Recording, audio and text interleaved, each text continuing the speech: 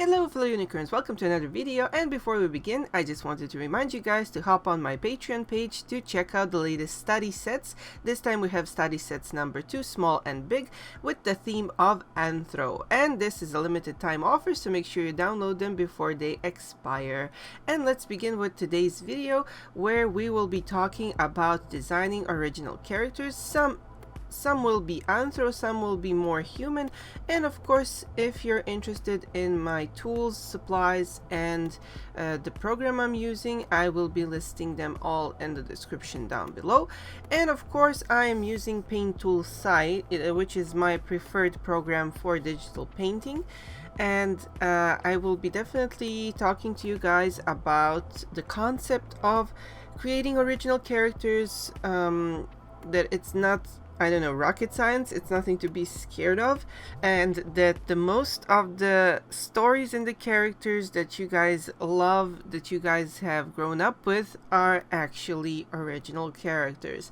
And even they are not as original as you probably think, because a lot of characters in popular anime and manga are already based or inspired by something that has previously been existing. So don't be scared or afraid if you have an inspiration from an outside source. For example, let me just give you a couple of examples.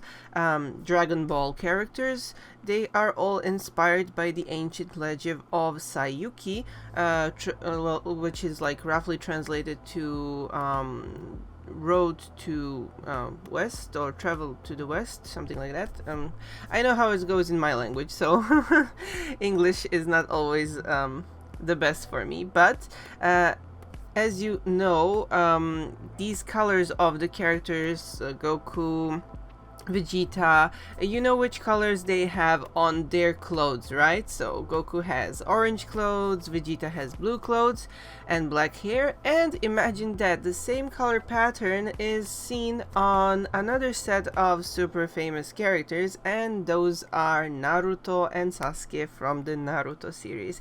And it's not a coincidence. The original author actually admitted that he took inspiration for the color patterns from Dragon Ball. So, a lot of characters, don't be disappointed by this. It's completely normal to have inspiration from somewhere, obviously. Fairy Tail was heavily influenced by One Piece, etc., etc., etc. You can use fairy tales, legends, old wives' tales. You can use a lot of different resources to inspire your own characters, and if you try to think about it, you will realize that a lot of characters, original characters, are just a bunch of already known anime tropes or cliches, just being represented in a more like tasteful way, while trying to design them to look a little bit different, just changing some details, and to correspond with this story, with my on-screen footage.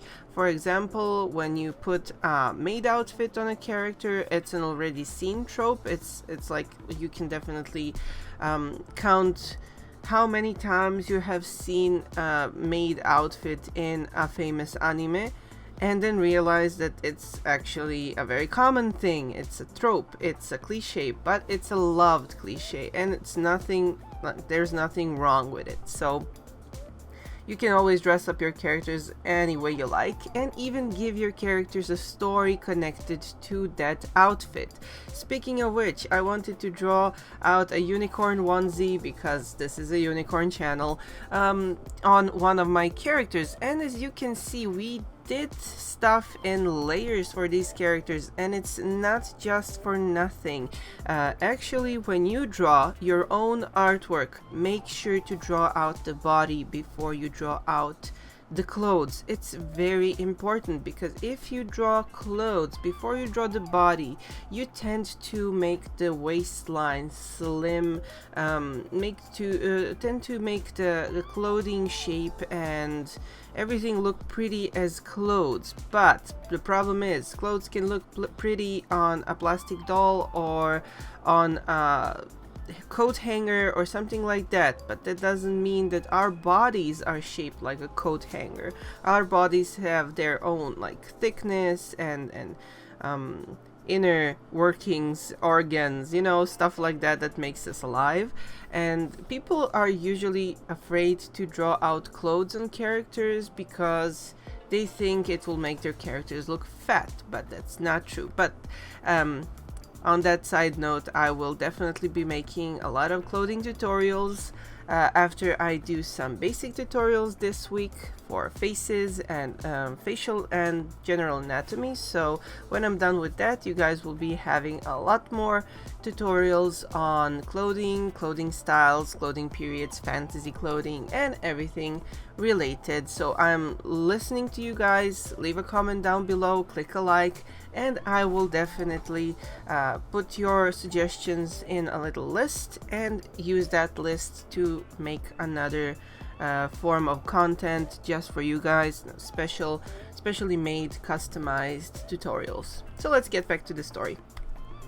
As we said, original characters are just a bunch of elements jumbled up together. So to create an original character, you need a body shape, you need facial features, maybe specific color for the hair or the eyes, and every element of that story can a visual story can tell an actual story. For example, this satyr has green fur and green hair. That could mean that he's living in a forest. The color palette on a character can also tell us about their personality. If we see pastel colors, we will automatically think that this is a kind-hearted creature. If we see some rough, darker colors with like strong accents, for example, remember that those poisonous frogs in nature, they have really strong colors. That can be a symbol of a poisonous creature, both physically or mentally. So use that knowledge from nature to implement into your characters. And definitely your choice of wardrobe can also tell a lot about your character. So if you're dressing them up as a cute girl or a punk girl, that can tell us a lot about their characteristics, but also can serve as a complete opposite. If we have a character that's like constantly angry or too masculine, but she still wears a cute dress, that might tell us that somebody's forcing her to wear this, or she's using that clothes as a disguise, and that can tell us an even more complex story about the character. So remember that every detail on your character, visual detail, can tell a story.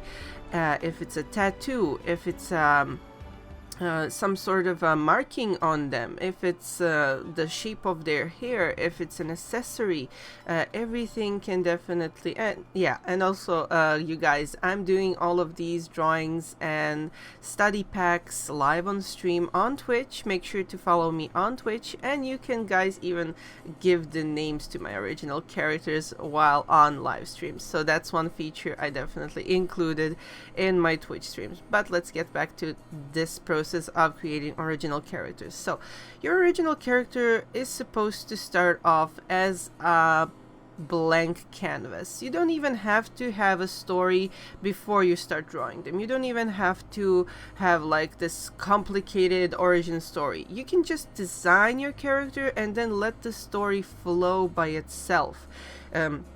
You can see and observe and give them random fashion accessories and details on them, and then you will be able to figure out while you're drawing what type of setting they are living in. So we have like this more of a fantasy tribal kind of outfit and tribal kind of tattoo on this character, so that could mean he's coming from some sort of a tribe.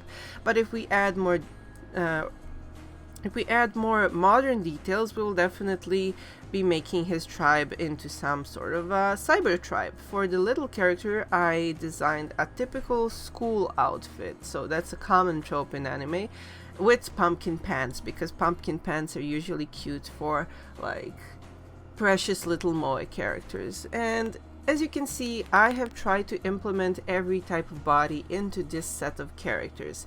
I have like regular young characters, I have a chibi character, I have a developed female and a developed male character. So and I want to expand on even more body types. I really want to start positively representing people who have other body types as well, and I want to dedicate a whole video on that too, because in this era of people having jobs, just sitting down and not being fit, because it's just their lifestyle. I'm included. I'm a big person. I'm not one of these skinny people.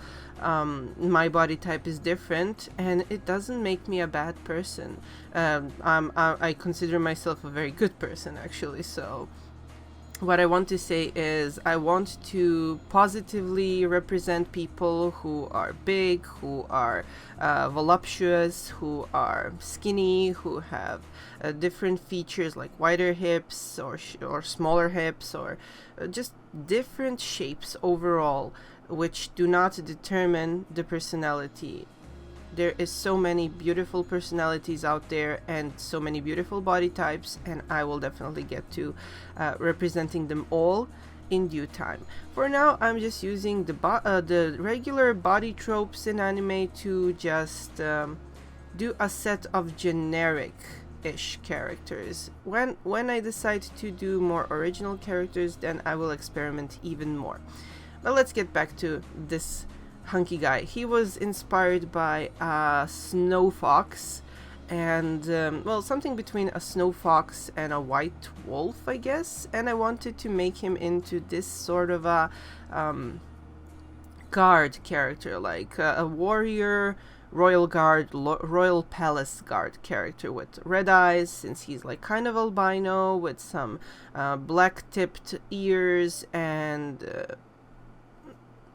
legs and hands. And of course, as you can see right here, the process of designing clothes comes as a ton of sketches. I just sketch out the shapes, and then I proceed to do another sketchy layer, just trying to figure out major details. So I don't do the finished line art all at once. This is very important to know, because there's too many clothing details and you really need to start from shapes, and then you turn shapes into zippers, buckles, buttons, areas of clothing, armor, etc. So when you do armor on a character, you can literally get inspired by anything. You can get inspired by a museum piece armor you saw somewhere at an exhibition. You can get inspired from armor in MMORPG games. You can get inspired by fantasy movies and cartoons and anime and whatever you want. So I'm using the MMORPG approach, where I put only specific parts of the armor in asymmetrical way across his clothing, so that I can have this fantasy feel to it. And I'm using a shape of 18th century armor, well, not armor, but more of a military uniform, and just proceeding to add some modern details like iron buckles and well, modern looking shoes. Although he does have claws on his feet, I wanted for this particular look for him to have like normal human shoes, I guess. So as for now, we have the task of thinking of his color palette, and I actually asked you guys on my stream to give me a suggestion what color palette to use, and you guys voted on red and gold. And definitely by judging his smirk on his face, I definitely figured he would be one of those super fancy kind of luxurious loving characters that just wants to be encased in gold and beautiful fabrics and just luxury items and stuff like that. So I acted accordingly. And when you see a character, when you see their personality through their facial expression, which is very important, you can literally read them for everything they are. And from their facial expression and body language, you can definitely already kind of start seeing how to dress them up, how to set them up, which colors to use. It's important to have an expressive, emotive character, and then inspiration does its thing. You just hop onto the train and continue just building up on his smirk and get inspired from that. It's just what artists do, and it's definitely something that I suggest to you guys. Always do expressive characters and you cannot be wrong. Thank you guys so much for watching this video. I hope you guys enjoyed the video, and if you want to learn how to draw manga, check out my book Manga Crash Course, available in English, French, Serbian and Chinese.